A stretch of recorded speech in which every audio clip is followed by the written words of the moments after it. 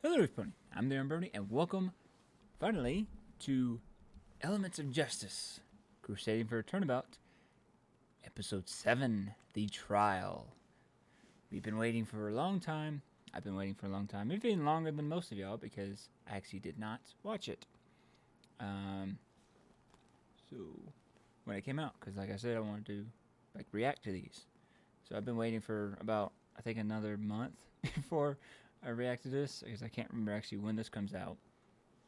But we're finally here, and again, sorry for the pause in uploading.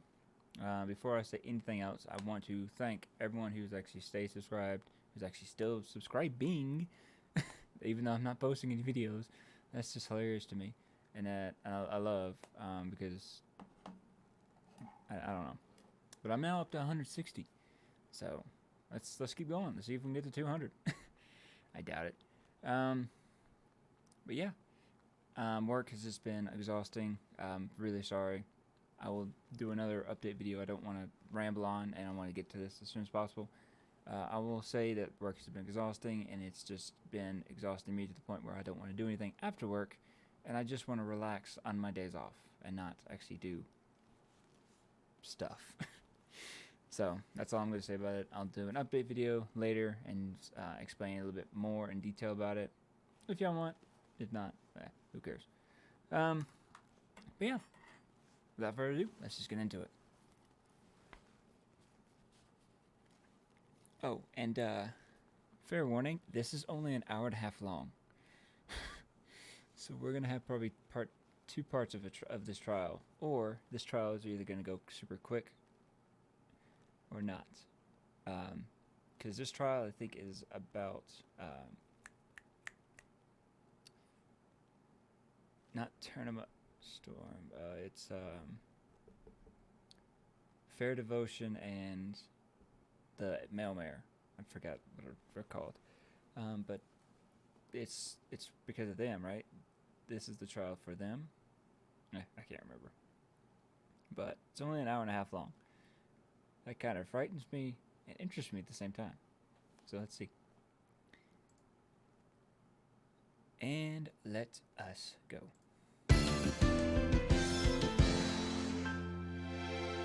Oh, I love that. I love that.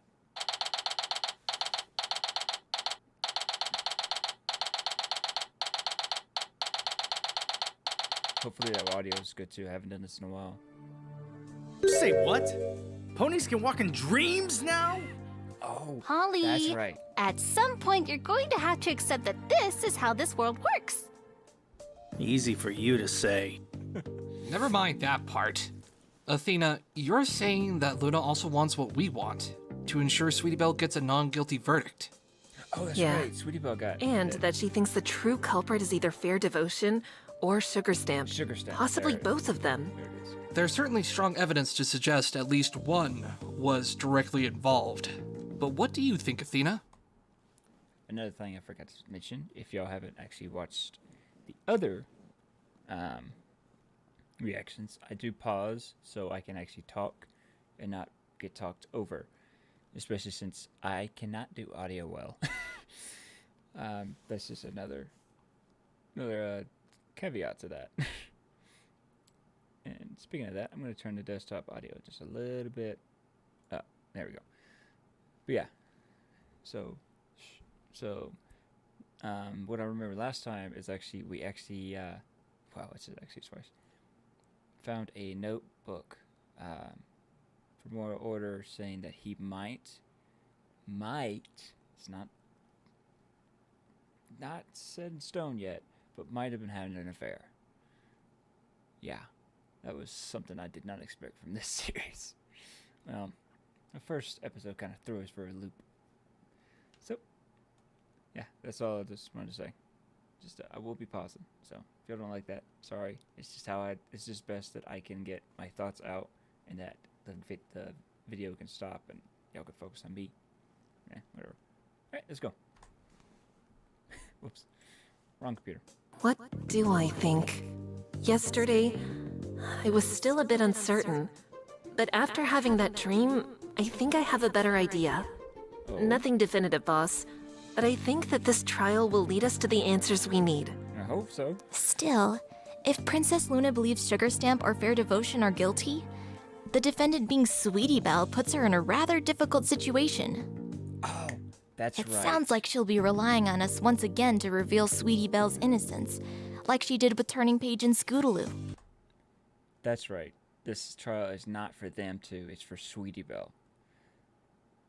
Oh no. A hair just fell out of my head. Oh no, that makes this short episode even more scary now. Oh gosh. Alright. Yeah. Though exactly how she plans on doing that, we don't know. It's probably best not to dwell on that for now. If last night's dream taught me anything, it's that we are on the same side. That's not all, though. After last night, something that Luna and Twilight said to each other at the start of yesterday's trial makes a lot more sense. Oh. Ah, Twilight Sparkle. I heard that you would be assisting the defense today. Heard? I think it's more likely that you found out during your nightly stroll. Am I right? Ah. Is that why Twilight was up late the night before? Did Luna speak to her, like, with me? What think for? And if so, why did Twilight feel the need to hide it? No, I don't think that was it. Not to mention, why would I have detected so much discord over such a small lie? Forget it. I need to concentrate on this case, not this. I can tell you're a bit calmer today than you were yesterday. Here's hoping you could take that composure with you into the trial. I hope so too, boss. But, actually... Hey, Twilight. What is it, Athena? We've been through a lot, haven't we? Yes? And I've hurt you before because of a lot of my recent actions, and Athena, you don't have to apologize again. I already told you. I understand, right? Yeah, but I wasn't going to apologize again. I mean, not that I don't still feel ashamed of what I did, but after I accused Zecora in the first half of yesterday's trial, you told me that even though I'd opened up some very old wounds, you'd stand with me in court. I really appreciated that. I didn't get a chance to tell you before, but after we heard yesterday what Mr. Wright did to get disbarred, and how he felt during that trial, I realized that doing everything on my own, or thinking I had to, that was what messed things up. I was wrong. But now I'm prepared to make up for it. And I wanted to, I guess, share the same sentiment you shared with me that day. Athena? You said you'd stand with me in court no matter what. Well, I want to promise that I'll stand with you in court too. Come hell or high water, we'll face it together. That is, if you'll still stand with me today. Do you even have to ask? Well, it would be nice to know. Of course I'll stand with you, Athena. You're my friend, after all. And this time, I'm confident that we'll uncover the truth. Together. Together. Hey, here comes Sweetie Belle. Good morning, every pony. How are you? We're doing all right. How are you, Sweetie Belle? Me? I guess I'm doing all right too. You are? Uh, Are you sure? Yeah? Why? It's just, well, I think we just expected you to be more nervous. we're scared? Oh! I mean, I am nervous, but not all that much. I know Athena and Twilight are going to do their best to defend me. And considering how they managed to get both Scootaloo and Turning Page declared innocent, well, then I shouldn't have a whole lot to worry about. Whatever happens, happens, you know? That's a mature outlook. That is. Thanks. Very. You say that, Sweetie Belle?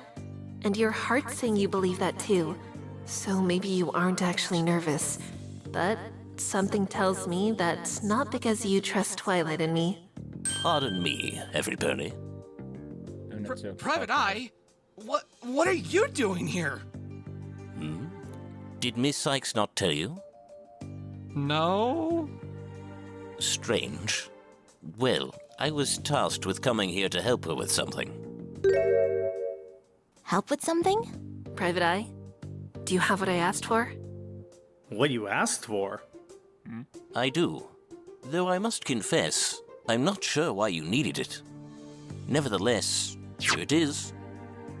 Is that blood? A sample of Royal Order's blood, to be more specific. Huh? Great. And just to confirm, you were able to obtain this secretly, correct? Yes, but why was such secrecy necessary, Miss Sykes? You'll find out later, Detective. Thank you for this. I see. Very well then. Okay. I'm sure that you'll be able to put this to good use in today's trial.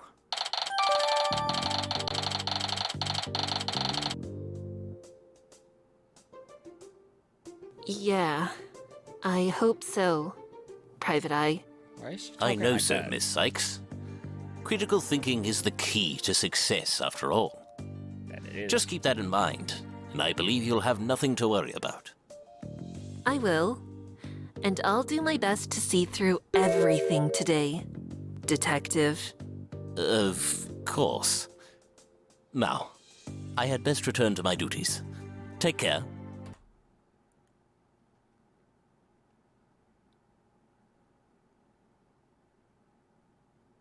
Is Athena thinking what?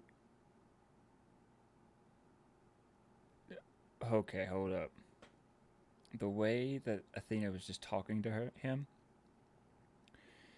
makes me think that she doesn't trust him anymore, like at all, and that he's keeping something secret, and that she knows either what it is or that he is keeping something secret, and so she can't trust him anymore.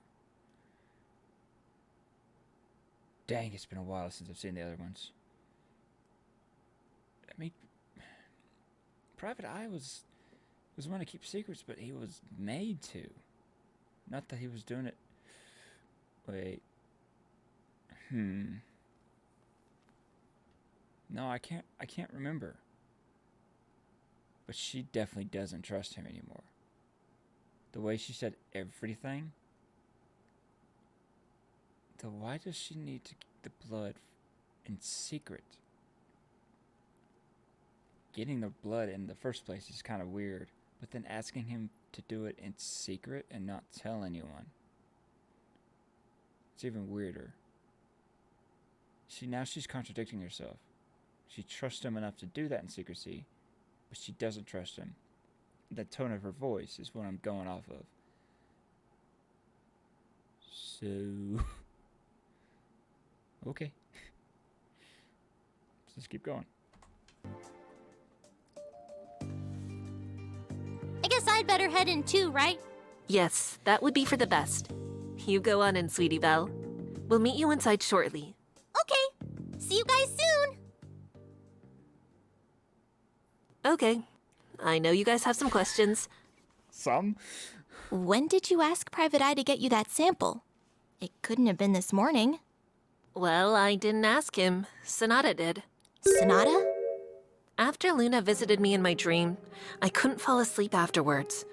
I had this feeling that I needed to follow up on a few things, but I obviously couldn't do it on my own, so I decided to leave the castle for a bit and go to Sonata for help. She was happy to assist. That's when I asked her to get Private Eye to obtain this blood sample. That wasn't all, though.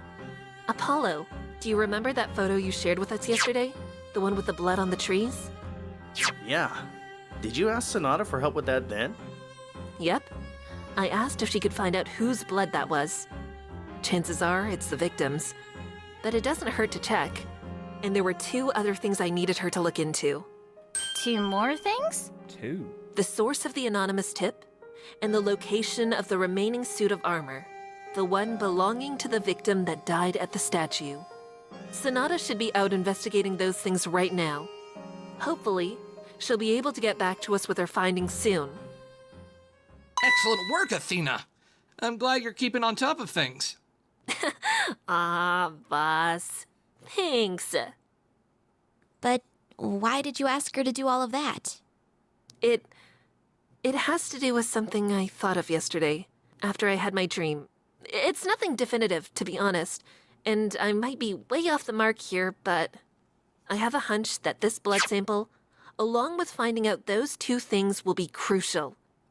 Not just for landing a not guilty verdict for Sweetie Belle, but also for figuring out the truth behind this whole messy case. I see. I know, Twilight. I wish I could tell you something more definitive, but it's going to depend on how the trial goes from here on. I know I'm asking a lot, but can you trust me on this? Yes, I can, Athena. If you say you think this will help, then I think so too. Thank you, Twilight. If I may have your attention, the trial is about to begin. Counsel for the defense, please enter the courtroom at this time. That's as good a sign as any, I suppose. Let's get going, Twilight.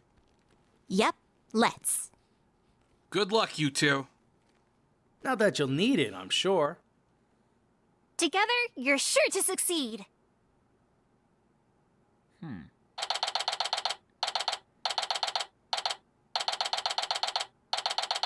So she didn't ask Private Eye. She asked Sonata. That even goes back into what I said, that she doesn't trust him. All the more reason to ask Sonata. Court is now in session for the trial of Miss Sweetie Belle. Are the prosecution and defense ready? The prosecution is indeed ready, Your Honor. The defense is also ready, Your Honor. And there's Prosecutor Luna again. It's strange. Even though I know her role in all this, I still can't escape this feeling of intimidation. I guess it comes with being one of Equestria's rulers. Yes. But, like Twilight, I'm also worried about what she has planned. I know we're on the same side, but that doesn't mean I know exactly how she intends to set Sweetie Belle free. Yesterday, I expressed sorrow at the fact that more children were involved with this case. To think, we must add yet another to it. The day exacts a heavy toll on us all. Nevertheless, I will reiterate my position as a neutral judge presiding over this trial. Prosecutor Luna, you may begin with your opening statement, if you would please. Of course, Your Honor. I would like to first begin by recontextualizing the entire case. Yesterday's trial, thanks in large part to the efforts of the defense, revealed several key facts. One was that on the night of Royal Order's murder, there was not just one victim, but in fact, two. The original Royal Order and his clone.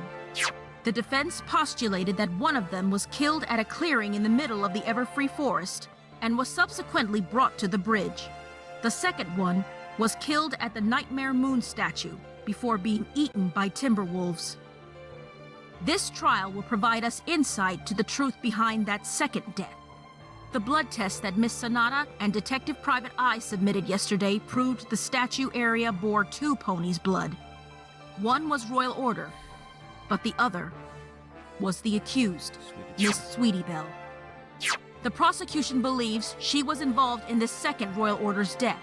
Her blood found at the scene confirms this. But it doesn't confirm she actually killed him, though. Only that she was there at the scene when he died. That's what we learned at the detention center. Where is Luna going with this? If this was all she had, surely she wouldn't call for this trial if she believed Sweetie was innocent. What's forcing her hoof? I see. He said, huh. Prosecutor Luna, do you mean to tell the court that you believe the defendant, Miss Sweetie Belle, murdered Royal Order? Not quite, Your Honor. There it is. Not quite. What do you mean?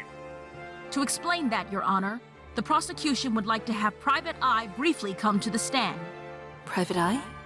Why does she need him? Very well. The court grants this request.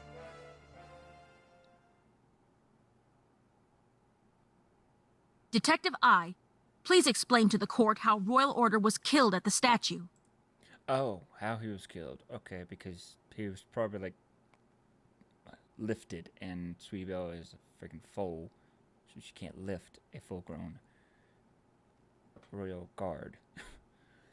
But before I forget, this episode, if y'all have actually seen it before, has some issues with it.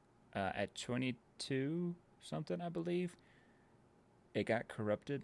One of the audio files got corrupted, so I think 2 lines will be missing in the thing.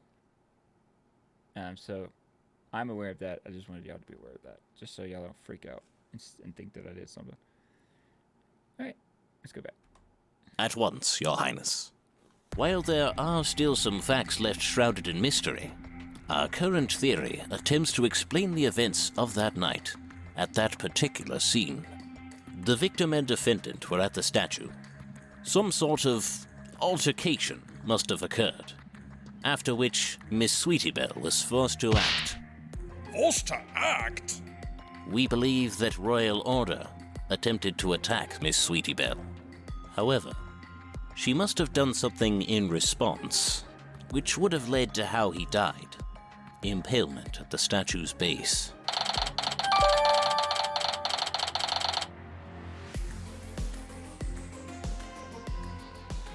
Do you mean to say that the defendant pushed the victim herself?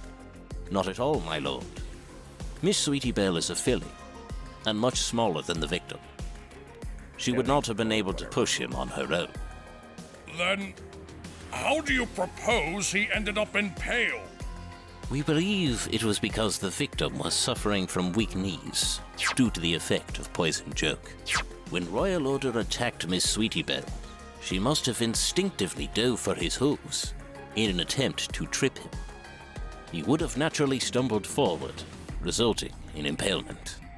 Your Honor, it is this theory that the prosecution will pursue in today's trial. As Detective I has now revealed, while Miss Sweetie Belle was indeed involved in Royal Order's death, we do not believe she intentionally murdered him. Rather, we believe this to be a tragic case of an accidental killing. She did intentionally trip him, but she did not mean to impale him. What? Objection!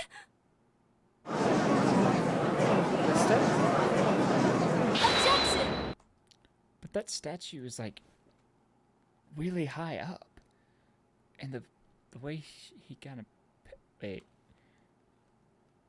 Oh no, now I can't remember where he got impaled. Was it the hoof? It wasn't the horn. Was it one of the teeth? Because it was a Nightmare Night statue. But the statue itself is really, really high up. Strange. Prosecutor Luna! How can you make that kind of claim? That is conjecture at best. Miss Sykes, are you saying you do not believe Miss Sweetie Belle was responsible? Of course we are! The defense argues Sweetie Belle wasn't involved in Royal Order's death in the slightest. Right, Sweetie Belle? She's not gonna say anything. What? Sweetie Belle, come on! Tell the court your side of the story. Sweetie Belle? Why aren't you answering? Luna told I her believe to I can explain that, Princess Twilight. You see, ever since yesterday evening, Miss Sweetie Belle has decided to exercise her right to remain silent. Her right? You mean she's acknowledging that? No, I won't accept that.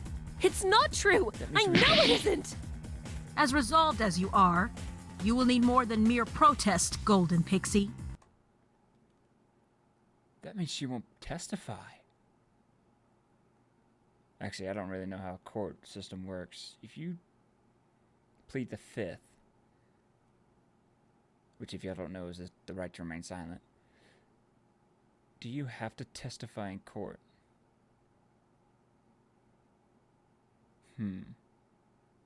We'll see. Oh boy. I totally missed hearing that. So silence again, huh? Is this another thing Luna set up? Or maybe someone else?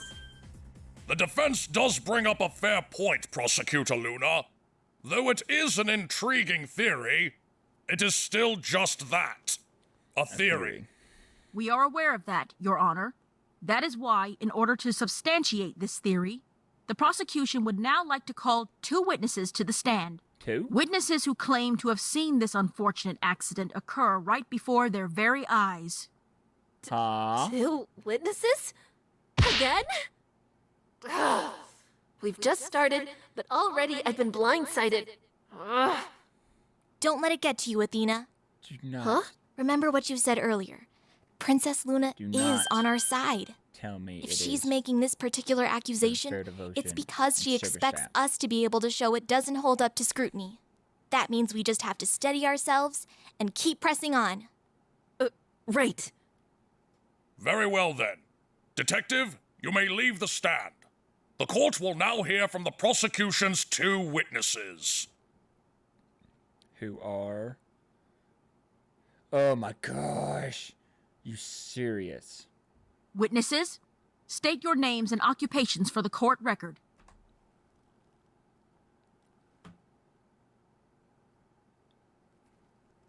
I don't know what to say anymore.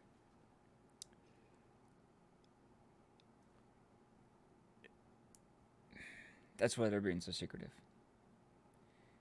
They know, especially since they just literally said, "Hey, we were in the forest that night." Oh, we didn't say? Whoops. Especially Sugar Stamp, because now she has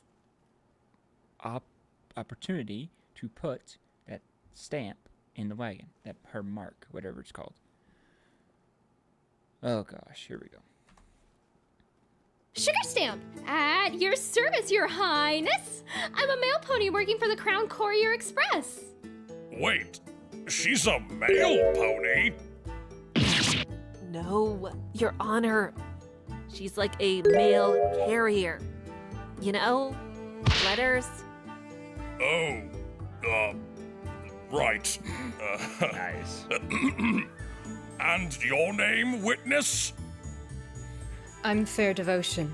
I'm a substitute teacher at Ponyville Elementary. And as I understand it, the deceased's wife? Yes, that is correct. My condolences, Miss Fair Devotion. I understand that this is a trying time for you. You'd think she'd express more visible sorrow at that, but her voice is crying out in anguish. That's unmistakable. Just like I thought. Witnesses, are you prepared to testify as to what the both of you saw that night? What the heck is that? Yes, we are. Very well. Please begin your testimony. Is that a baton? Okay, the 22-minute mark is about to come up, so just... Is that a baton? That night, I happened to be watching the scene from above. The sound of fighting drew me in. Above, I huh? was searching for my husband when I also heard something that sounded like fighting, and went to investigate. What I saw, oh, it was horrible! That little filly had tripped Royal Order, and when he landed, the statue base impaled him! She ran off in a panic afterwards. If only I'd gone after him sooner, instead of waiting behind like he'd asked me to. Base? Then I could have stopped this from happening. The statue base? But that's So not you sharp two at all. saw the grisly scene unfold before your very eyes? Yes, I can still see him lying there. Lifeless. I'm sorry, Your Honor. I'd rather not think much about it. I can't believe it either. Royal Order seems so full of life. I never thought I'd have to live on without him. In any case, I believe now is the time for the defense to begin their cross-examination. Miss Sykes, you may proceed. You got it, Your Honor. I wasn't expecting things to go exactly like this. But now they're both here. Time to tear down this lie and see what they're really hiding.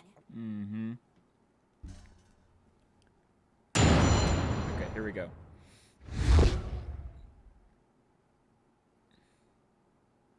That night, I happened to be watching the scene from above. The sound of fighting drew me in. Where exactly were you both watching from? Well, I was in the treetop. First for something else, and I heard the commotion as I was flying towards Ponyville. As for myself, I was standing out of the way, somewhere in the woods where I could watch what happened unseen. Miss Devotion, where were you before you arrived at the statue area? The crossroads. I'd gone searching for my husband, and so naturally I followed the path from the entrance. I noticed a blood trail leading down the path towards the statue when I got to the crossroads. I followed it. Here it is.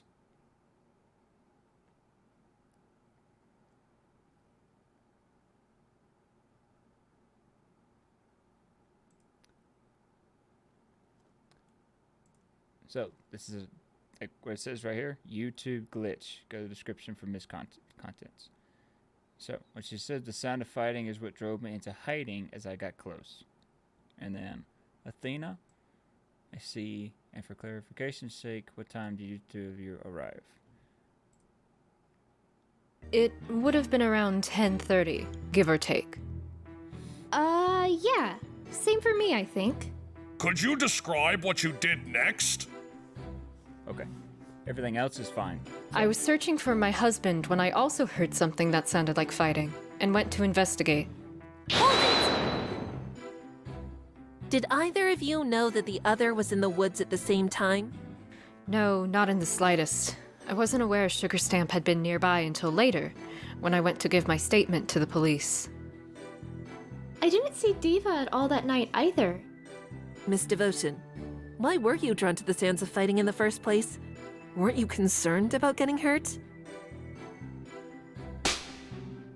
My husband was a member of the Royal Guard. He'd gone into the woods alone, knowing that it was filled with dangerous creatures. The chances of him running into one of those things and having to fight it were high. And from what I heard of that scuffle, one of the ponies involved was most definitely Royal Order. Not to mention, I had already found blood. I believe now you can see why I was more concerned with that than my own safety. Yeah, I guess I can. It wouldn't surprise me to know that even from a distance, Fair could detect her husband's voice. Continue with your testimony, witnesses. What I saw, it was horrible! That little filly had tripped Royal Order, and when he landed, the statue base impaled him! She ran off in a panic afterwards. That's wrong. She did not. So you're saying that it was because of Sweetie Belle tripping him that Royal Order was impaled? Yes! As horrific as it is to admit, that's exactly what I saw. So that explains how he was impaled. But what about where? Where? If you were there and saw the exact moment the impalement occurred, you should be able to tell us where the victim was impaled. How strange. I don't really remember.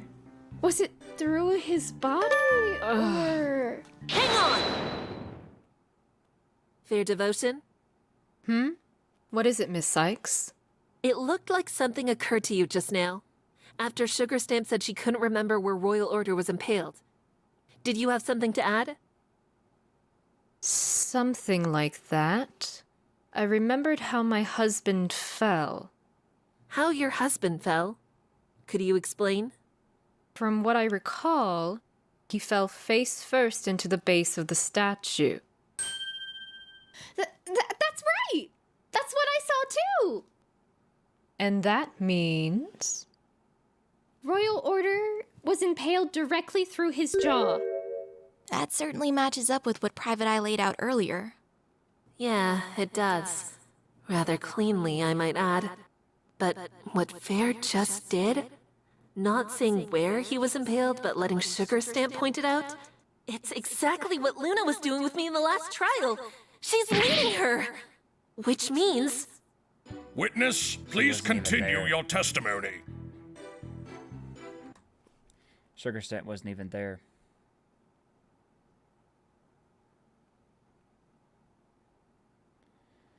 Why is the wife of the victim hiding so many things?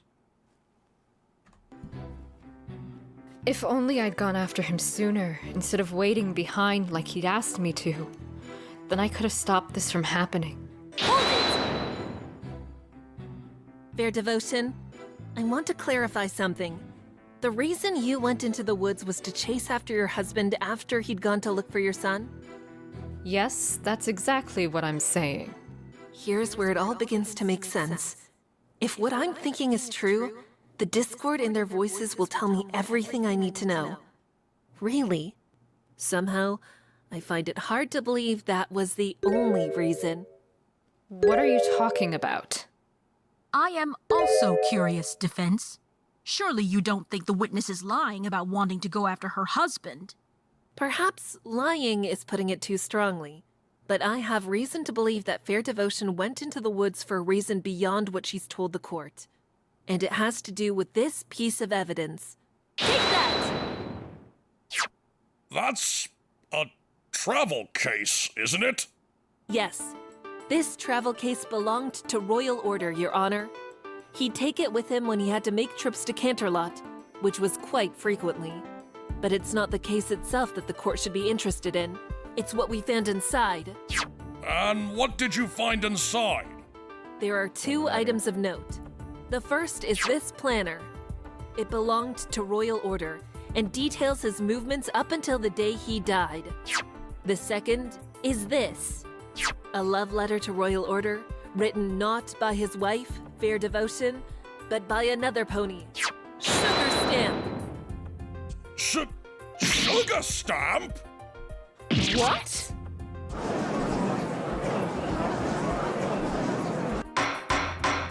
Order! Order in the court! Miss Sykes, are you implying that the victim, Royal Order, was having an illicit affair with one of these witnesses? I don't need to imply anything, Your Honor. It states so in the letter. Yes, I can see that. Sugarstamp, is this true? Did you write this letter? Diva?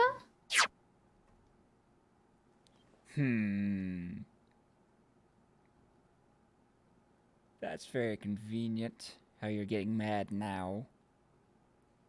Especially since I do remember one thing from the last episode. She was told this.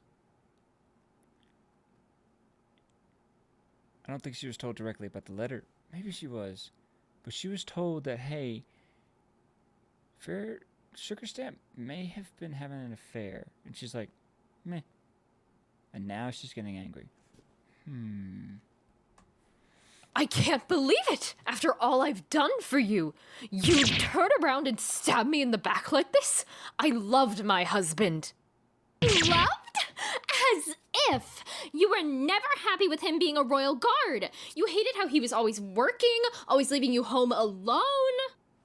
That was because I thought he was spending all of his time working, not being with you. Well, what can I say? He loved me, and I loved him. The heart wants what it wants. If she keeps saying things like that, Miss Devotion is going to tear hers out.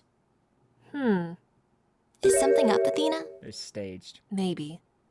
Twilight, do the 2 of them sound a little off to you? It does. Off? Not really. I mean, I'd expected them to be surprised. Especially since Fair outright denied the possibility of an affair yesterday, and Sugar probably didn't think Royal would be holding on to that letter. Why do you ask? Did you notice something? I think so. Interesting. They act surprised and angry, but I'm not hearing any actual shock or rage in their voices. If that's true, then I'm almost certain I know the reason why. Not to mention... Witnesses! You will calm yourselves or be escorted from the courtroom! Prosecutor Luna, what are your thoughts regarding this unexpected development? It's hardly unexpected, Your Honor. We too had examined the travel case in question and found the letter the defense presented. As such, I am more intrigued than surprised by what this opens up. What do you mean, Prosecutor Luna? As the defense said, the planner belonged to the victim and details his movements up until he died. I suggest you read the entry for the 12th. On the 12th? Let's see here. February 12th. Locate mirror pool. Perform cloning spell. Oh, my word! The mirror pool! That must mean... Your Honor, yesterday we established that there were 2 versions of the victim on the night of the murder thanks to that mirror pool. It was initially believed he made 2 of himself to seek out his son, but with the details of this planner now on display, another alarming motive emerges. Royal Order cloned himself so that one version could stay with his wife, Fair Devotion, and the second could be with his other partner, Sugar Stamp. They both knew it. Indeed. That would appear to be the most logical explanation for this entry. But that's not all that's revealed by this, Your Honor. There's more? This affair casts a shadow over some of what we already heard from these 2 witnesses, namely, why Fair Devotion followed her husband. As the defense pointed out, Fair could have had an ulterior motive, one involving the context of this affair. And that could change an aspect of this trial. Wouldn't you agree, Miss Sykes? For that is what you are arguing, isn't it?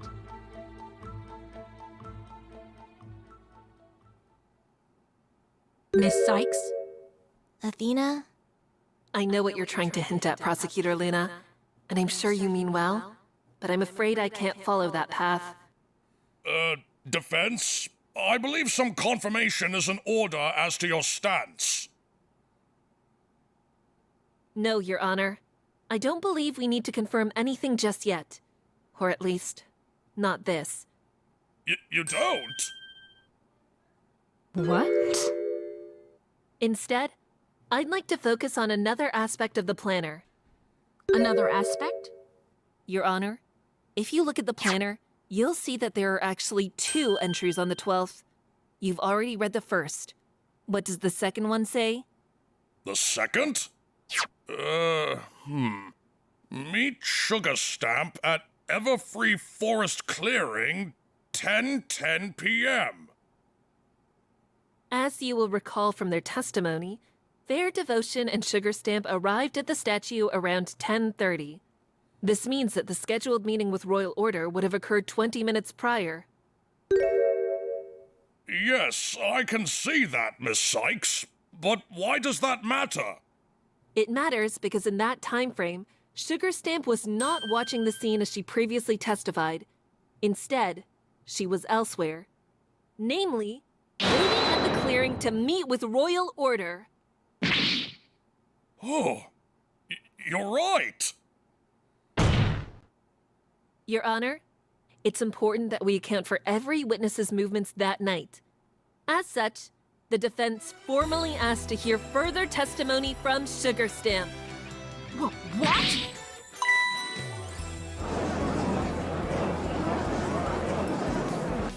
Golden Pixie!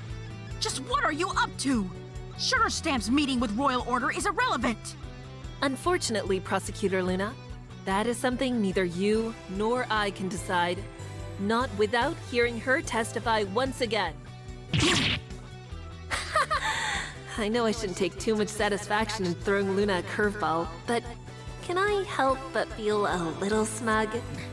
More than that, though, I think we will find that what she has to say is relevant, due to what she confessed to us in the detention center yesterday. She confessed? To what? You don't mean... Your Honor, we can't forget that on the night in question, there were 2 royal orders and that both of them died. While this initial testimony attempted to shed light on one of those deaths, what Sugar Stamp told us reveals what happened to the other. Namely, that he was killed by Sugar Stamp herself.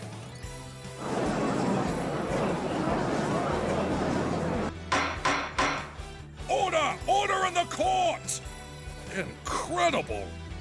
If this is true, then I can think of no reason not to permit further testimony. Athena, where are you going with this? How is Sugar Stamp's story going to help us defend Sweetie Belle? Trust me, Twilight. This will likely be very important for us to hear. Once we get the full story, I think we'll start seeing this case in a whole new light. Oh, okay, Athena. If you're that certain about this, I'll stand by you. The court accepts the defense's proposal. Miss Sugarstamp, Yes, Your Honor? you will now testify to the court as to your actions that night prior to you running into the defendant. Okay.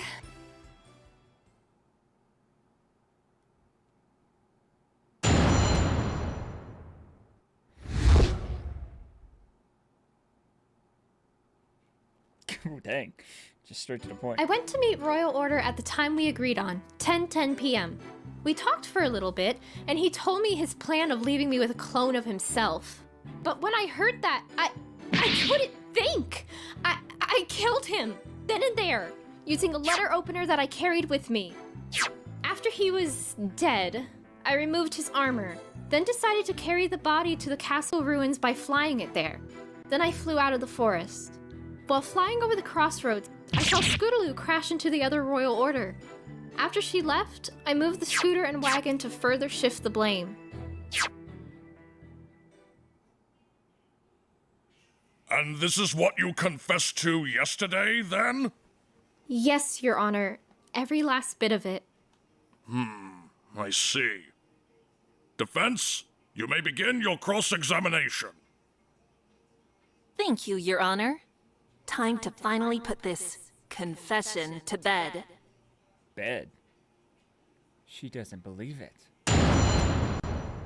Oh.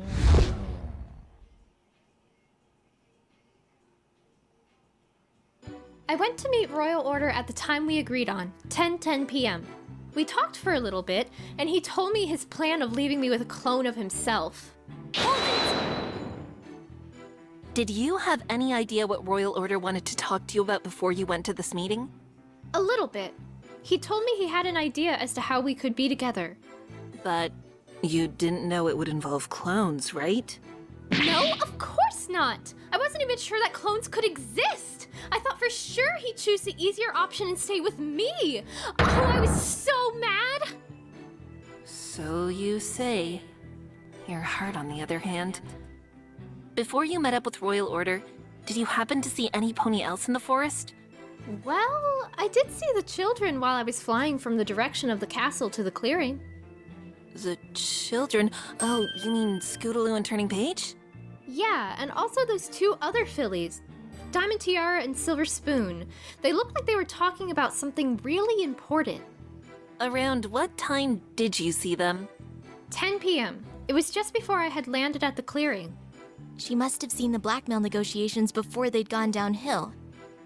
Sugar Stamp? Yes, Princess Twilight? After you saw the children, did you see any pony else before you landed at the clearing?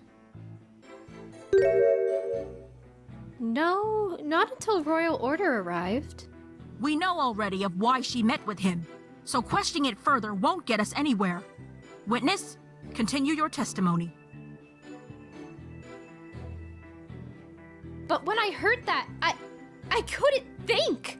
I killed him, then and there, using a letter opener that I carried with me. How long after you met and talked with Royal Order did you supposedly kill him? I would say about 5 minutes after, so around 10:15 p.m. And how did you kill him exactly? Was it just with a single strike? No. First I kicked him in the side to get him off balance. Kicked him? While he was fully armored? Yes. I had to really put my back into it just to stagger him. It made an awful, loud, metallic sound. A loud, metallic sound? Like a clang? Yes! That's a good word to describe it. I'd give you candy for that answer, but... Oh. I don't have any on me. It's alright, Miss Stamp. Could you tell us what happened next? Well, I had to act quickly before he could recover. So I see. She wasn't there at all. Or she was. But she's using the evidence that cleared everybody else against herself. But why? Because a loud metallic sound. Like a clang. A clang! Yes, yes, yes. That's exactly how we did it. The trial with Damatera and Silverspoon. I couldn't remember their names. I think she was sitting in on the testimony. I think she's just trying to remember as much as she can. I stabbed him with the letter opener through his right temple. It killed him instantly. Instantly? That lines up with the autopsy report's initial findings, but how do you explain the other stab wounds found around the same area on his head? The other stab wounds? The autopsy report states that along with the lethal stab wound to the right temple, several post-mortem stab wounds were found in the same location. Miss Stamp, did you stab the victim again after he was already dead? Yes, I did. Good grief! But why would you do such a thing? Were you really that angry with him? I believe I might know why, Your Honor. You do, Miss Devotion? Indeed, though it is a bit grisly. Sugar Stamp.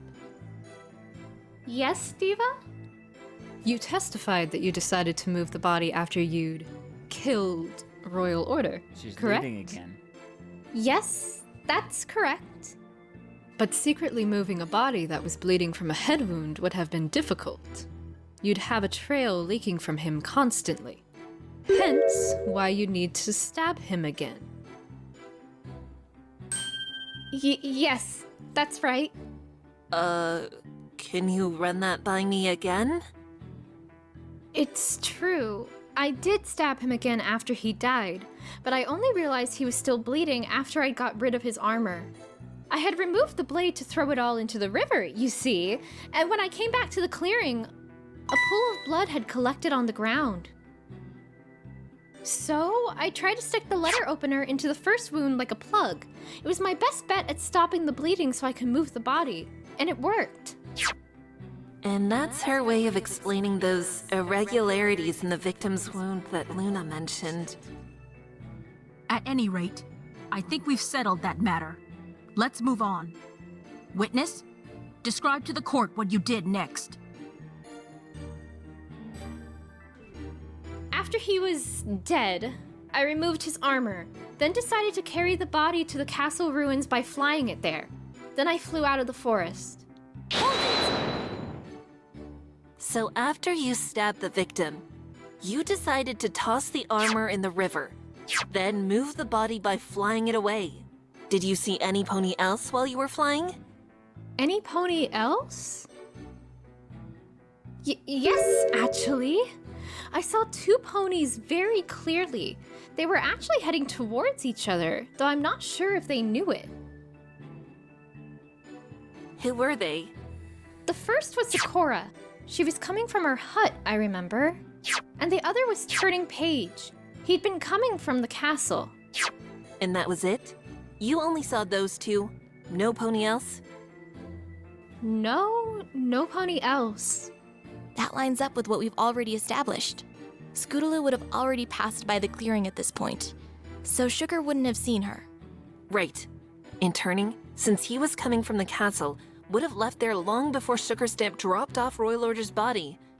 And as Turning Page said in the previous trial, he was the shadow that Sakura saw on her way to the castle. Sugar Stamp's story confirms that, too. I'm not sensing any contradictions in her words just yet, Athena. So far, her actions make sense. Or at least can be explained. Yeah. We'd better move on then. Before you reached the castle ruins, did you stop off anywhere? No, I didn't. Really? Not even at a certain zebra's hut in order to deliver a certain letter? Letter? I believe the defense is referring to this one, witness. Obviously, the contents of the letter cannot be revealed to the court, but the envelope in which it was delivered should suffice. I would like to resubmit it to the court record, Your Honor. The court accepts it into evidence.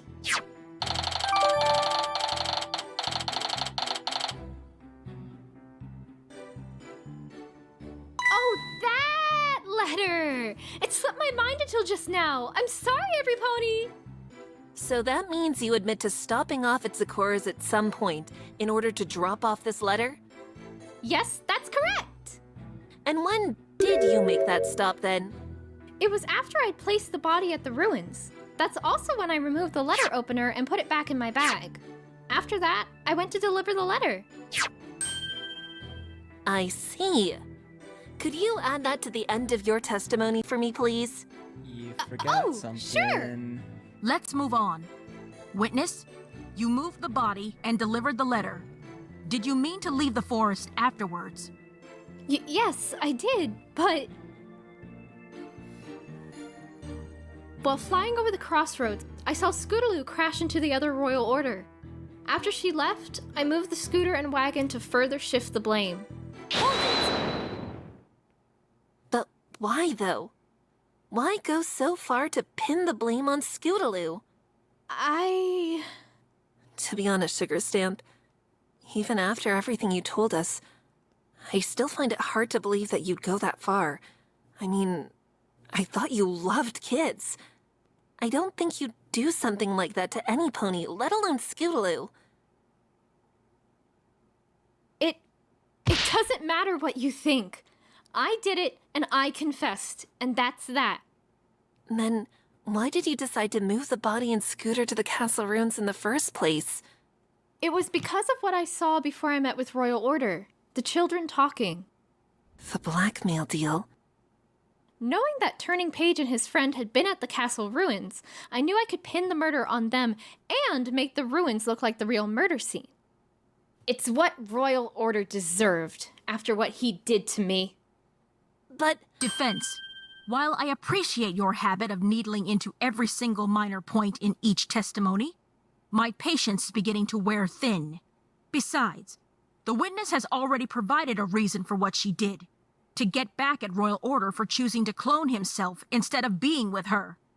As disconcerting as that may sound, that is the motive we have been given. Unless you can offer something to refute or change it, I suggest you move on. Fine. I just have one more question, Sugar Stamp. What is it? After you'd moved the scooter and wagon to the castle ruins, you must have flown back towards the forest entrance, passing over the crossroads along the way. But the other Royal Order wasn't there, right? No, he wasn't. I went to look for him, and that was when I saw what happened at the statue.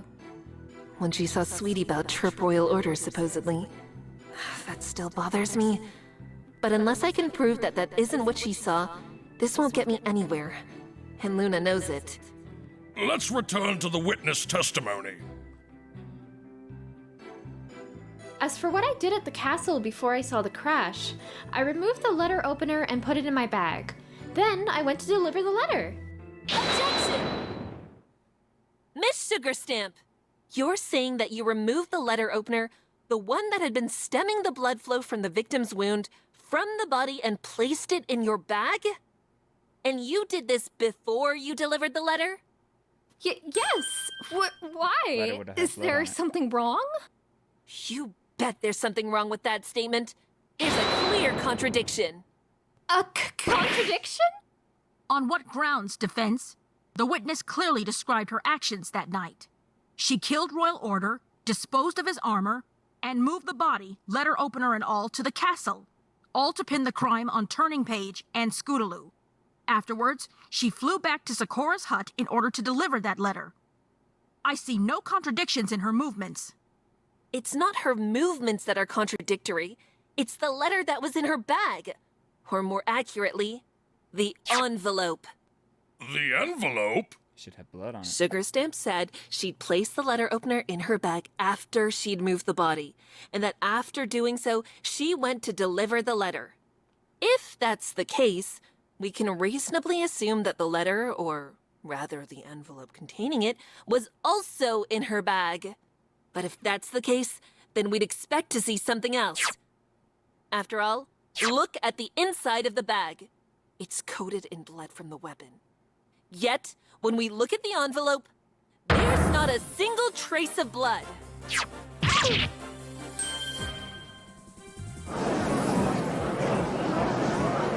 Objection! If that's the contradiction defense, color me not impressed in the slightest. The witness could have simply gotten the time she delivered the letter mixed up. Yes, that's it. I must have delivered the letter before I took out the letter opener from the body. So before I arrived at the castle ruins. Objection! Sorry, but that just isn't possible. What? Explain, defense. She was carrying a body. Do you remember what we uncovered yesterday regarding when the letter was delivered? First, the fact that we found this letter in the first place tells us that Zecora hadn't yet retrieved it.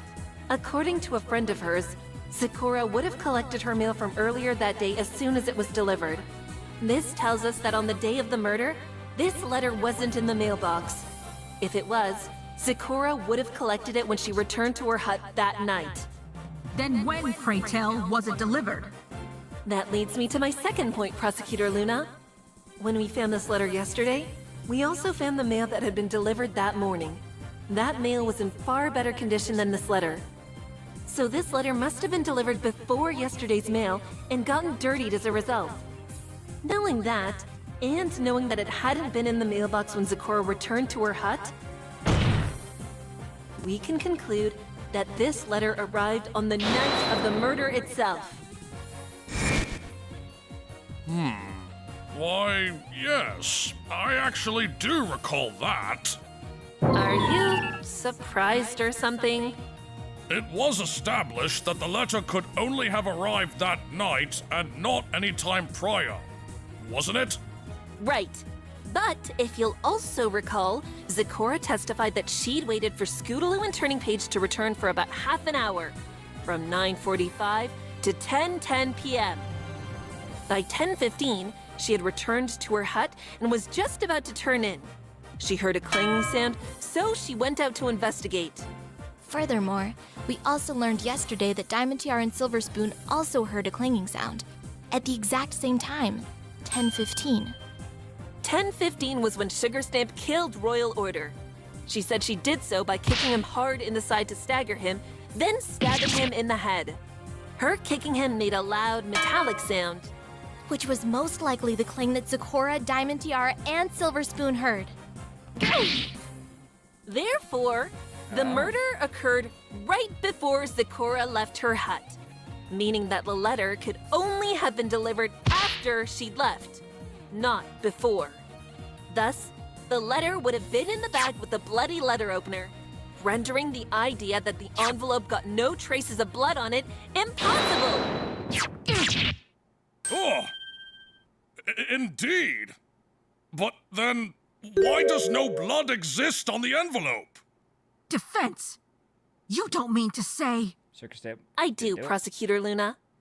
Your Honor, we agree that it's impossible for there to be no blood on this envelope, correct? Yes, I find it a perplexing situation. True.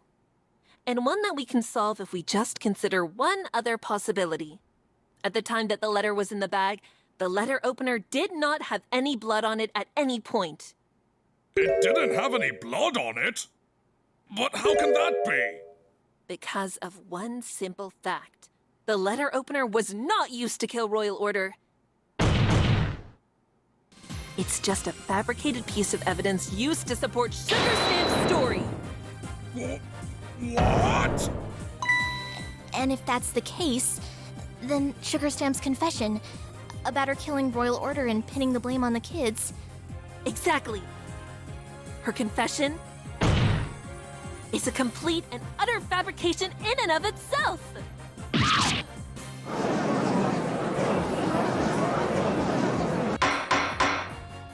Order! Order in the court! Miss Sykes, this is astounding! You mean to say that this witness has been lying to the court this whole time? I am, Your Honor. Objection! Defense!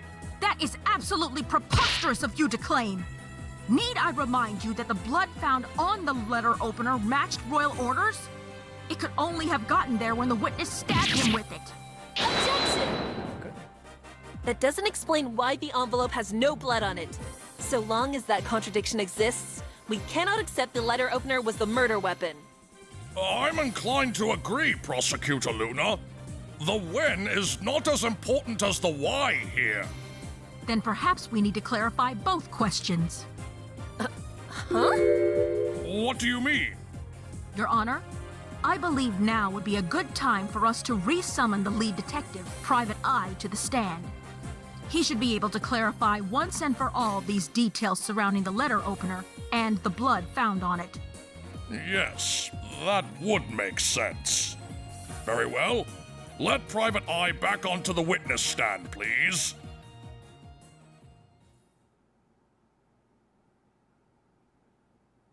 He looks nervous, as expected. Forgive me, my lord, but for what reason have I been summoned? Prosecutor Luna has requested that you provide testimony. She has? About what? We would like you to testify regarding the forensics surrounding the murder weapon, the letter opener. The Golden Pixie has suggested that it cannot be the murder weapon. You are to demonstrate why it must be, Detective. I see. Very well. If it would please the court. Nervous as expected. What? Truthfully, it's a rather open and shut matter. The blood found on the letter opener belonged to the victim, meaning it must be the murder weapon. More than that, though, if you take a look at the head wound, you'll find that it matches the shape of the letter opener. The helmet was found at the river's mouth of Froggy Bottom Bog. It has a hole matching the size of the weapon, further supporting Miss Sugarstamp's testimony. If it's all a lie, then the blood, wound, and helmet would all have to be some sort of fabrication.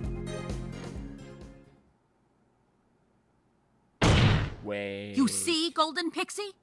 The facts are irrefutable. No matter how you look at it, that letter opener is the murder weapon, meaning Sugarstamp is the true killer. I'm not so sure about that, Prosecutor Luna. We've already established her testimony is suspect at best. Wouldn't it be wrong of us to assume all the supposed facts are irrefutable? So you still intend to go down this route? I do. I see. Thank you for your testimony, Detective. Defense, you may begin your cross-examination. Both the hole in the helmet and the wound match the letter opener, and the blood matches the victim's. So, if the letter opener is fake evidence, how would all of that be possible? There's only one thing I can think of. No, don't tell me Private Eye is...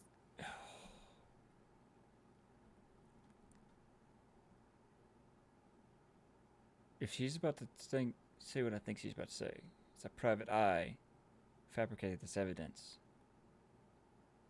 Because he's the only one who had access to it.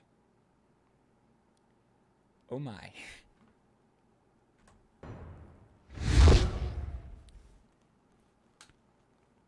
Truthfully, it's a rather open and shut matter. The blood found on the letter opener belonged to the victim, meaning it must be the murder weapon. Hold it! How do we know for certain the blood belonged to the victim? Because, Miss Sykes, several ponies tested it individually. There's no doubting the same consensus being reached by so many.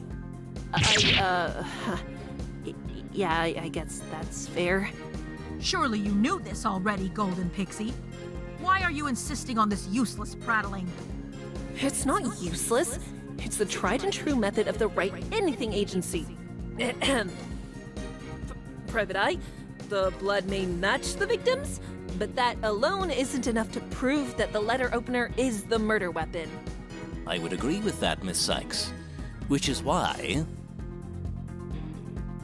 More than that, though, if you take a look at the head wound, you'll find that it matches the shape of the letter opener. Hold it! So you're saying that the wound's shape matches that of the letter openers? How can you be so certain? After we found the letter opener in Miss Sugarstamp's bag in Canterlot, along with the blood, we conducted 2 tests. The first was the blood test, which came back positive for Royal Order. The second involved examining the wound itself to look for any notable characteristics which might match a certain weapon. And what were some of those notable characteristics? One was the presence of track marks found in the victim's head. Track marks? Yes. These are the marks that a stabbing weapon, such as a knife, might leave when it is thrust into a body. If the weapon has a distinct styling to it, it'll leave trace impressions. Within the wound, we managed to find several impressions that match those found on the letter opener in Miss Sugarstamp's bag. Along with that, on the outside of the wound, we did not find a hilt impression. The letter opener does not have a hilt, so that is another match, though not quite as substantial as the previous one, admittedly. I guess that would be pretty indicative of it being the weapon. So that proves the body was actually stabbed with the letter opener. No use trying to debunk that. The question is, when did that happen? Let's continue. Detective, what else supports Sugarstamp's confession? The helmet was found at the river's mouth of Froggy Bottom Bog. It has a hole matching the size of the weapon, further supporting Miss Sugarstamp's testimony. But only the helmet itself was found, right? That's correct. But not the armor. Wouldn't the armor be a stronger contender for supporting her testimony? It would. But as I understand it, Miss Sugarstamp testified that she disposed of the entire armor set in the river. Given that we found the helmet at the mouth of the river, it seems logical to assume the rest flowed out into the bog and sank. Which would support Sugar's testimony, but at the same time, it conveniently removes the need to prove definitively that the rest of the armor was there at all. Doesn't it? The helmet was there, which matches Sugarstamp's testimony, suggesting it's the truth. And if it isn't... If it's all a lie, then the blood, wound, and helmet would all have to be some sort of fabrication. Some sort of fabrication, you say? I assume you don't mean that the helmet would have to be fake. No, that would be a bit much. I suppose I mean that some other aspect of it would have to be fabricated, if not the helmet itself. Some other aspect? Like, say, where it was found? Or perhaps more specifically, how it was brought to where it was found? I suppose that could be one way. Why did he Yes. Golden Pixie, don't tell me you're suggesting... So you admit it could be a possibility, Detective? Instead of getting there by river, that helmet could have been carried to the scene and placed there? No, that's quite impossible, Miss Sykes. Oh? And why would that be? The bog itself, where the helmet was found, was not considered relevant until the end of the previous trial. It was sealed off once that was determined. For Semponi to have brought it there for us to find, they would have had to bypass that seal. An impossibility, I'm afraid. Is that right? Private Eye, could you amend your testimony and add what you just said? Certainly, Miss Sykes. Because the owner pony would have to have access to it. No one knew the bog was related to the crime scene until the previous trial. after which it was sealed off. No pony could have entered to plant the helmet. Objection! Private Eye, I'm sorry to say that you're completely wrong about that last statement. Is that so? It's true that the bog was sealed off at the end of the previous trial, but it's not true that no pony could have gotten in. One pony in particular would have had access to the scene.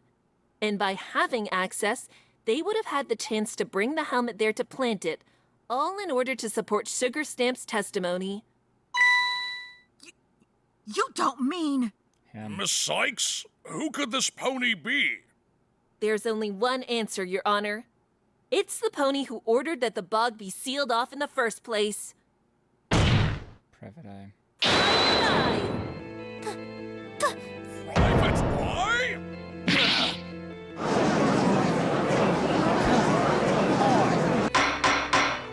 Order! Order! Order! Why are the people that we trust the most the ones that are the most guilty? Why? I trusted Private Eye. Like, everything that Athena is saying can lead to him being the one to do that. Because no other pony, like she said, had access. Oh gosh. Miss Sykes, I am starting to get tired of these repeated accusations towards every witness. As am I, Your Honor. Not only is this a reckless act, it is completely impossible. Why is that, Prosecutor Luna? You claim that the detective brought the helmet to the bog himself. How? His fellow officers were on the scene. They would no doubt have noticed if he'd brought the helmet with him.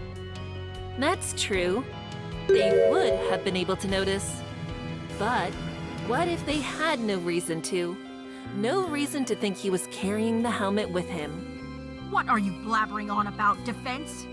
When Private Eye and his team went to the scene, he had in his possession something that he could have used to conceal the helmet. Take that! The victim's travel case? Private was the one who brought this case to the scene that day. He ordered that the forest be sealed off and opened only when he arrived. Meaning, Private Eye could have easily stashed the helmet inside this case prior to arriving at the forest, bringing it along with no one the wiser. This is absurd! If it's so absurd, then let's ask the witness himself. What in Equestria do you want me to say? Well, why don't you repeat to the court your actions in the forest that day, including when you had the travel case with you? That should clear everything up. Not going to? That's fine. I think I've got a good enough handle on your movements to describe what you did. You and your team of investigators first went to the bog. You had the travel case with you because you had taken it from the police station after we requested to see it. Once you got it, you stashed the helmet inside. When you arrived at the bog, and while your team was busy investigating, you planted the helmet at the mouth of the river so that it would be found later. Then, you and your team went into the Mirror Pool Cavern. You placed the travel case there, open on the cave floor, to show us when we arrived.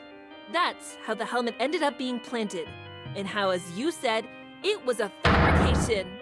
And that means that it no longer supports Sugar Stamp's testimony, which itself can now also be considered a complete fabrication.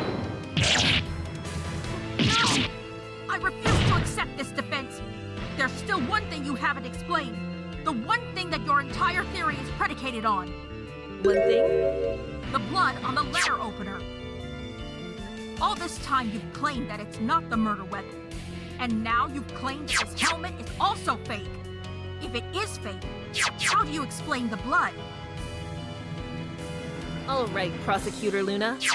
I've got the evidence that explains that blood stain right here. Take that! That's... Defense? What is that? This is a blood sample I requested Private Eye give me while we were waiting in the lobby before today's trial. It contains the blood of the victim, Royal Order. Now, I'd asked Private Eye to get this blood sample in secret. The fact that it's here proves he certainly can conceal his movements. But let me ask this. Where would Private Eye have to go in order to get the blood sample of a deceased murder victim? Probably wherever the body had been autopsied. And where would that be, Prosecutor Luna? Canterlot. Exactly. Royal Order was a member of the Royal Guard, after all. So Canterlot was where he was undergoing an autopsy. And Canterlot Was also where Private Eye and his team apprehended Sugarstamp, as well as where they discovered the bloody letter opener. If he had the helmet with him while in Canterlot and got hold of a letter opener before arresting Sugarstamp, then it would have been possible for him To put the helmet on the body and stab it with the letter opener, leaving the hole in the helmet and a bloody weapon as proof that she'd killed Royal Order. And that's why the scene was sealed off until Private Eye returned from Canterlot.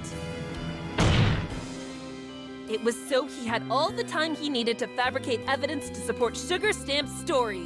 Why? Objection! Very elaborate, Golden Pixie. So you say that the entirety of Sugarstamp's story is a complete lie? One that our dear detective helped to create? I am, Prosecutor Luna. Then what of the planner? Doesn't that support the fact that Miss Stamp really did meet with Royal Order that night? Well, that's what we've been thinking at least. But something about that planner has been bugging me. And what is that? Doesn't match his handwriting. Your Honor, the defense has just proven that the legitimacy of two pieces of evidence, the helmet and the letter opener, have to be called into question. In large part, that is because of their association with Private Eye. This planner also shares that characteristic. It does. Miss Sykes, you mean to say... But that would mean... And the writing in the journal matches Royal Orders. I've checked and double-checked that one personally. Your Honor, this planner did not undergo testing by an entire forensic team. Instead, it has been tested by only one pony. Private Eye himself. My word. Your Honor, at this time, I do not think we can trust this witness's words as to the legitimacy of all the pieces of evidence he's handled. As such, the defense requests that the planner be retested immediately, and the horn writing inside be compared to that of both Royal Order and Private Eye. I agree. That is definitely the best course of action. God. Prosecutor Luna, do you have any objections?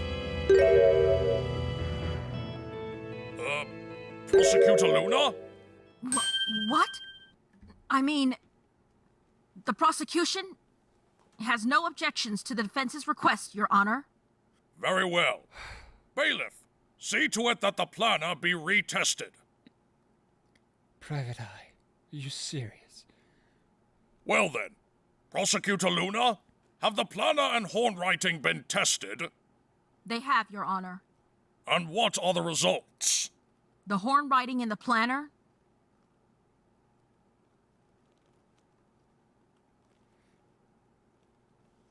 does not match that of Royal Order, but rather that of Private Eye.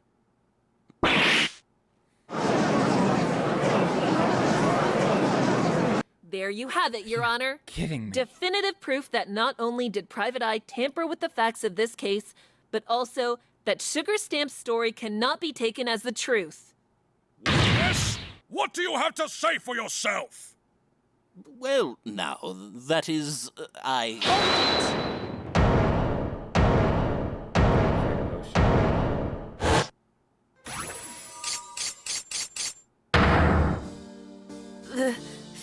Devotion? You are as persistent now as you were yesterday, Miss Sykes. It's almost admirable. Almost? What's with her all of a sudden? She seems colder. Your Honor, I think I can explain, at the very least, why Sugarstamp's story has so many problems with it. You can? But how? The defense has just proven that it's all a lie. It's not a lie, Your Honor, but I do believe that it's a story affected by all the events of that night. Affected by... I'm sure I don't have to point out that seeing the murder was a traumatic experience for all of those involved. Sugarstamp may not be able to remember all of the details clearly, such as the actual weapon she used to commit the crime. It's true that my memory of that night is a little fuzzy, but I remember one thing for certain. I killed Royal Order. I know I did! Yes. I suppose that it is reasonable to assume some degree of memory loss occurred. I can also explain the detective's actions, though he'd need to see if I am correct. I would. Private Eye must have known of Sugar's guilt, but aside from her confession, he did not have the right amount of evidence to support it. With no way to prove her guilt, he decided he would have to take matters into his own hooves. And that's why... I see. My lord. Yes, detective?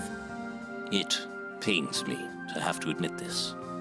But what Miss Devotion has just postulated was indeed my thought process. What? So you're saying... You're really saying...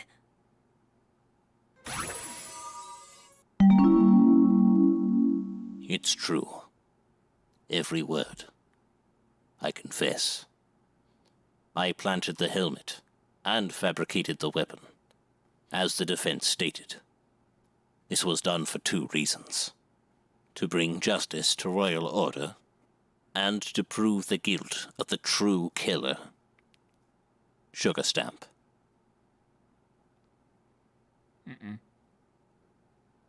This is a rather unprecedented series of events, I must admit. Fair devotion.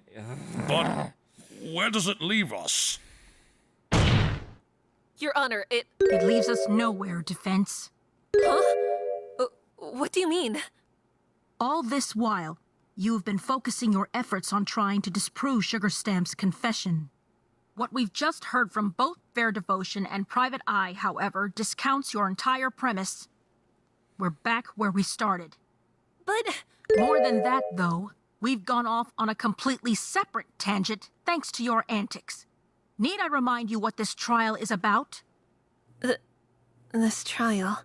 Sugarstamp may have indeed confessed to killing Royal Order, but we are not here to determine her guilt on the matter. Today, we are here to determine the guilt of Miss Sweetie Belle in regards to her own crime. You should attempt to focus on that, and not this other matter. What the crap? Prosecutor Luna raises a fair point. This trial is about the alleged murder of Royal Order by Miss Sweetie Belle. And as such, we must focus on that case before diving into another. No. I know Sugarstamp's confession is a complete sham. And I know that her previous testimony can't be trusted, especially if it's reliant on her phony confession. But how can I demonstrate that definitively if Fair Devotion and Private Eye have now testified in support of what she said? Defense? Yes, Prosecutor Luna? You appear to be at a loss. Is it really that obvious? Perhaps you and the court would benefit from a quick refresher. Proceed, Prosecutor Luna. Thus far, we have heard testimony from 2 witnesses, Fair Devotion and Sugarstamp. They claim to have witnessed the defendant accidentally kill Royal Order at the statue. We have also heard the reason why there were 2 Royal Orders that night. It was because of the affair he was having with Sugarstamp. Earlier, the defense postulated that this affair may have been part of why Fair Devotion decided to venture into the Everfree Forest after her husband. That matter has not been settled, however, due to the defense attacking Sugarstamp's confession and questioning its legitimacy. For us to get back on track, then, we should focus on these witnesses' initial testimonies once more. And perhaps more specifically, we should focus on Miss Fair Devotion's testimony. Does that sound reasonable, defense? Oh, I see where this is going.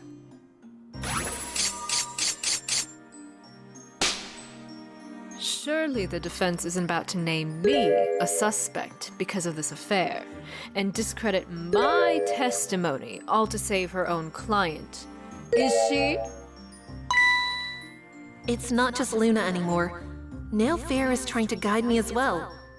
But to have me name her a suspect... Why? Twilight, do you have any What? idea what we should do?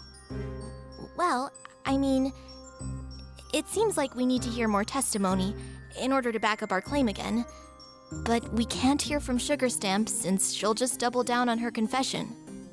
And Private Eye's already confessed to planting evidence to support her confession because he believes it to be true. In other words, further testimony about what Sugar Stamp supposedly did wouldn't help us. The witnesses or the prosecution could easily back up her confession. Right. So, maybe if we heard testimony about something else that happened that night? From some pony else? Something from some pony else? Yeah. And if I understand what Princess Luna's trying to do, she'd want us to hear from Fair Devotion. Right. What's wrong, Athena? I mean, it does make the most amount of sense, doesn't it? It does, but I'm still not sure that's the right step to take. There's still something off about Fair Devotion. I can't place my finger on it, but it's enough to make me hesitant to follow Luna's suggestion. Well, what else can we do? This seems like the only course of action we have left. And Princess Luna's trying to grant us as many chances as she can to help Sweetie Belle. Sweetie Belle. She's the key to all of this, I'm sure of it. More than Fair Devotion or Sugar Stamp. I need to find a way to get her to speak up. Defense, the court will have your answer. Will you hear additional testimony from Miss Fair Devotion? Before I answer that, Your Honor, I'd like to ask the defendant something. Miss Sykes. Very well, defense. You may. Sweetie Belle. After everything we've just heard, is there anything you would like to add? Anything that comes to mind?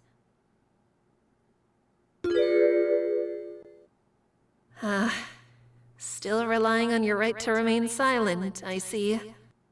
Very well then. Your Honor, the defense is ready to declare its next course of action. You are? Then that means you'd like to hear more testimony from Fair Devotion? No. I suppose if the defense really requires more from me... No, Your Honor, we won't. Wait, what? You don't? What game are you playing now, defense? Oh, I'm done playing games, Luna. Yours, Fair's, Sweetie's. It doesn't matter anymore. I'll force the truth out, no matter what I have to do. No more secrets. It's time we finally heard Sweetie's side of this story. And if she won't cooperate willingly, I'll make her. Your Honor, at this point, the defense would like to step down from defending Sweetie Belle.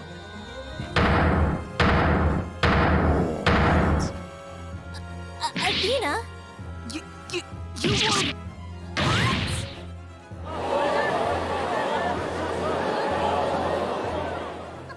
Athena? What are you doing? That's what I'd like to know. Miss Sykes, what are you doing? Have you lost your mind? You can't just step down now! Actually, I can, Prosecutor Luna. I retain the right to decide who I defend and who I do not. But you can't! What's gonna happen to me if you don't defend me? Wait a minute. What? Dang. I did not expect that.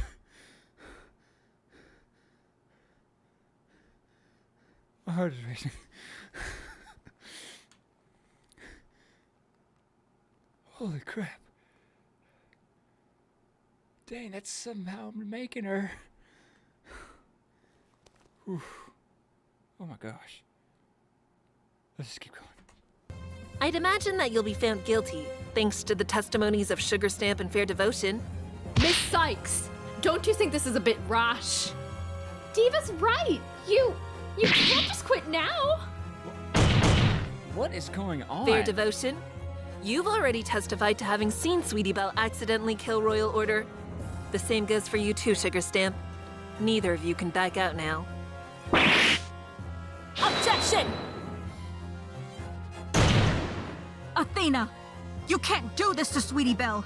She's just a filly, for goodness sake. Have you thought this through at all? I have, Prosecutor Luna. Believe me. And I can assure you that this is the only way for us to find the truth. The real truth. But abandoning her... If Sweetie Belle is willing to testify, then I'll remain as her defense.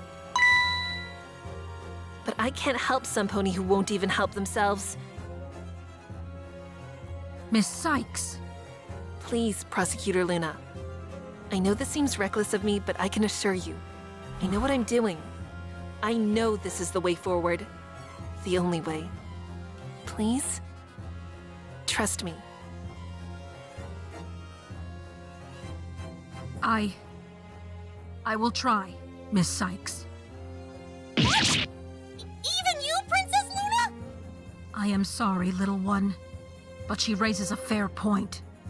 And it appears you must make a decision. Either you testify, or the defense formally steps down, and the prosecution does its duty. Princess Twilight! Please! You gotta help me! Don't let Athena do this! Twilight, I know what this looks like, but we have to hear from Sweetie Belle somehow. This was the only way I could think of. Yes, you're right. We have to hear from her. Does that mean... Princess Twilight? Your Honor, the co-counsel for the defense agrees with this decision. As such, unless Sweetie Belle chooses to testify, the defense will step down. No. Please, no.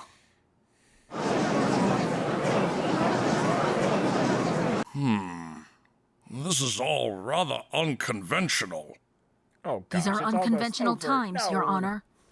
And sometimes they call for unconventional methods. So they do. Very well. The court accepts the defense's decision to step down.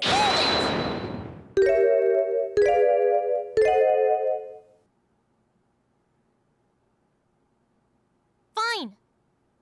I'll do it. I'll testify.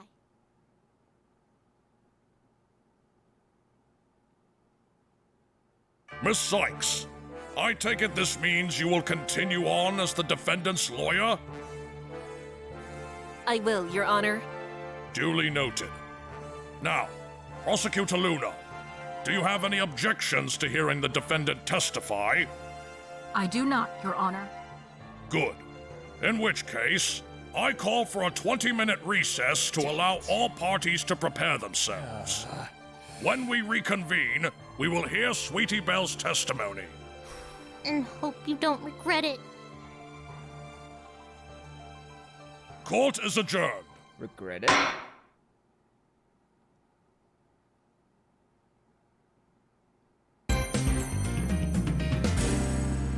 That's a way to end it. And hope you don't regret it. Credits. Is there an after scene?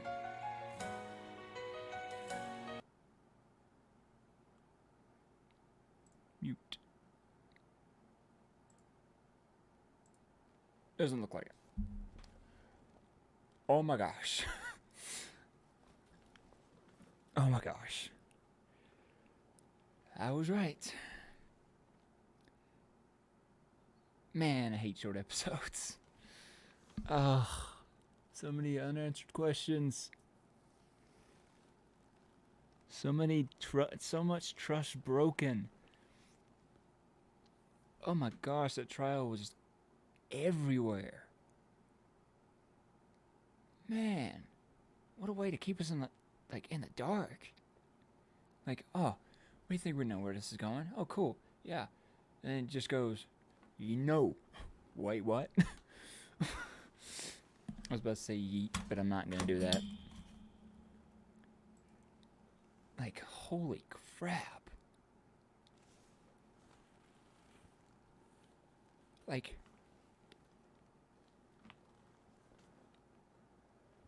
at the end, it actually seemed when she said she's gonna step down, I was like, wait, what are you gonna do? What are you gonna? No way! Like, oh my gosh! I'm glad I have a bed behind me, or I would have fallen back. It's about the same reaction I had when I saw Luna as the prosecutor. I know. I don't care what anybody says. This was not a fake reaction. I've never seen this before, and I'm not overreacting. This is how I would react. And oh my gosh, you should have seen me. I really wish I was doing YouTube when season 4 of My Little Pony came out, because I think it was season 4. Yeah, season 4. When the Cutie Mark Crusaders got their cutie marks, I threw my phone in the air, literally went around the house, grabbed my little brother and said, look at this, look at this. I could not contain myself. Oh my gosh, if y'all saw me, and no, I wasn't like running around the house saying everything. I ran to get my brother and then told him to watch it. Oh my gosh, oh my gosh. I literally threw my phone in the air and started hyperventilating. Because I was like, it finally happened. It finally happened. But yeah. So, I don't care what people say. Y'all can comment all you want. That was a genuine reaction. And no, it wasn't an overreaction. Holy crap. I did not expect that. And then it seemed like everyone... And then we've lost everybody's trust in this whole character arc. We almost lost trust versus Luna, and then she's like, oh, this is the reason I did it. Sorry, I didn't trust you. Oh, okay, now we're going to trust her. We still trust her. She's good. Well, actually, she's not good, because Princess Twilight and Princess Luna are keeping secrets from all of us. Fair Devotion, we knew she was keeping secrets, so we didn't trust her. Sugar Snap, knew she was again keeping secrets, so we didn't trust her. Private Eye, trusted him completely, 100%. Oh yeah, this guy's good. This guy's good. Yeah. Oh man, yeah, he knew Royal Order. Oh, he knew Fair Devotion. Yada yada yada. Trust destroyed. Destroyed. Oh gosh, like shattered. Ugh. I thought she was just gonna accuse him, and he's like, "Oh no, it's not me. Sorry." But then, whoa. And yeah.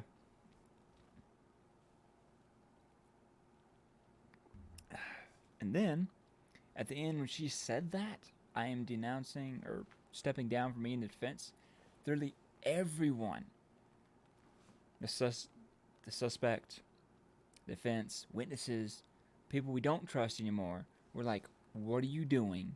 You can't do this. Like, I know I'm guilty, but you can't do this. Like, what? Why are you saying that? This makes me think that Fair Devotion is...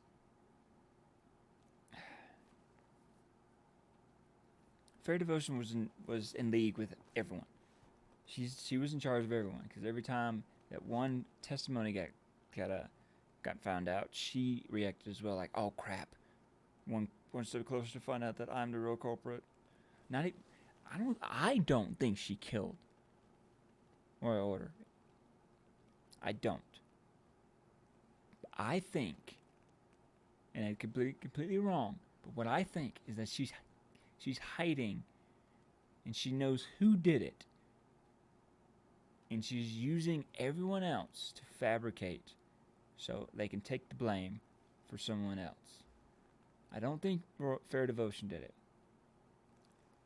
Because for one thing, she was almost was controlling that whole courtroom just like Luna was. She was leading the witness who never even saw. I know for a fact she didn't even see the murder. She led. Private Eye were like, "Oh, you want me to confess? Oh, okay. Yes, I confess." It's like, "Oh, I see. Your Honor, I confess." Like, what? And then she's like, "Oh, you're not gonna accuse me now, are you?" Like, she had a completely, she had the storyline to everything like that. But then when she didn't do that, she said, "You can't do this. What are you doing?" Now, I can't. Seemed colder. She really did at that instance. Like, she was either trying to either end this trial or like, "Hey, this is the reason the defense is dumb." But either she's completely innocent and on Luna's side as well, or she's leading everyone, not including Luna, into hiding the real identity of the killer, which Sweetie Belle knows. So either we're gonna get Sweetie Belle's. I saw hour and a half and I was like, "Dang it, we're not gonna get our answers." I knew it. As soon as I heard, "Oh, Sweetie Belle's gonna testify," I was like, "Oh, cool. How much time is left?" 10 minutes. I was like, dang it. And I'm not gonna lie. If y'all are actually watching this, the director is actually watching the end of my video, which I doubt it because it's almost an hour and 2 hours long. I doubt it. Having Sweetie Belle whisper under her breath, "I hope you don't regret it," after the judge said that we will hear Sweetie Belle's testimony. Now that's a good cliffhanger. Like, "I hope you don't regret it." Makes me think that she's gonna identify the real killer. It's gonna be somebody we never even thought of. It's gonna be somebody we know, like we've seen. It's not gonna be one of the main characters. That's not gonna happen. But she's either gonna say yes, Fair Devotion did it, or no, Fair Devotion knows who did it, and she's hiding this whole cover-up story. The only reason Sweetie Belle would not testify is because she's afraid. Well, Phillies, for one thing. She's afraid of what's going to happen. She's afraid of probably revealing the identity. And probably, what is that word?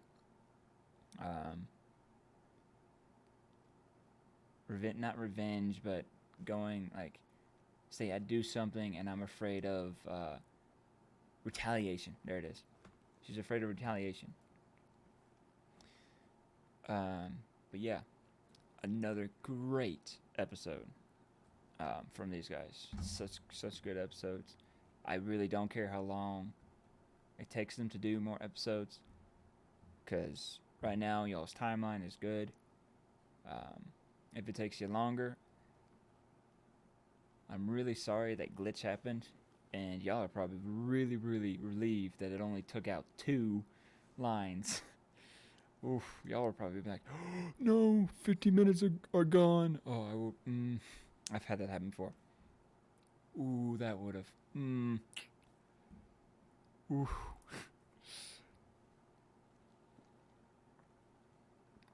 But again, another great episode. I can't wait for more. I can't wait for Sweetie Belle's testimony. That trial is going to be 2.5 hours long. I hope it is. I hope it's at least 2 hours. But again, the writing is top notch. So good. The story, amazing. Plot twist, so good. Writing about the characters. Oh, they're so great. Voice acting. Top notch. Oh my gosh. This series is amazing. I'm just rambling now. But I cannot say how great of a series this is. This is amazing. I love it. And again, like I said, I don't care how long it takes for the next episode. Y'all take your time. Do not be peer pressured by, hey, I want this episode now. Don't do it. These episodes are coming out however long it takes, 5 months, a year, doesn't matter. We will wait. We'll be a bit sad if it's going to be a year, but we'll wait. And then at the end, we'll be like, oh, it's finally happening. Yes, yes. And then we'll react. And then we'll do it all over again. Holy crap. From what the director said, there's 5 cases planned.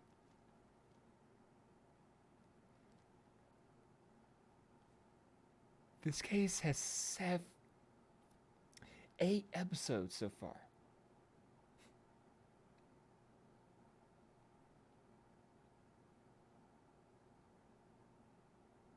Yeah. The first case was like, oh, yeah, cool. It was like 5 episodes, I think. But this one's almost 10.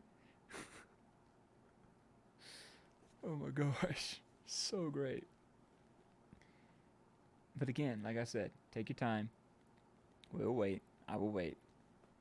But keep up the good work. Alright, I'm going to stop rambling. I hope y'all enjoyed this video. If y'all did enjoy this video, please leave a like if you did. And if you enjoyed this video, please consider subscribing. Because I do these kind of videos all the time. I react to My Little Pony content. I react to fan animations. I react to TV shows, which I need to do that later. And yeah. Again, and if you do subscribe, make sure to hit that notification bell so you won't miss another video that I post. And you'll be notified of it. But yeah. That's all I got for this episode. I still don't have a good outro. But with that, I will see you on the next one. Bye.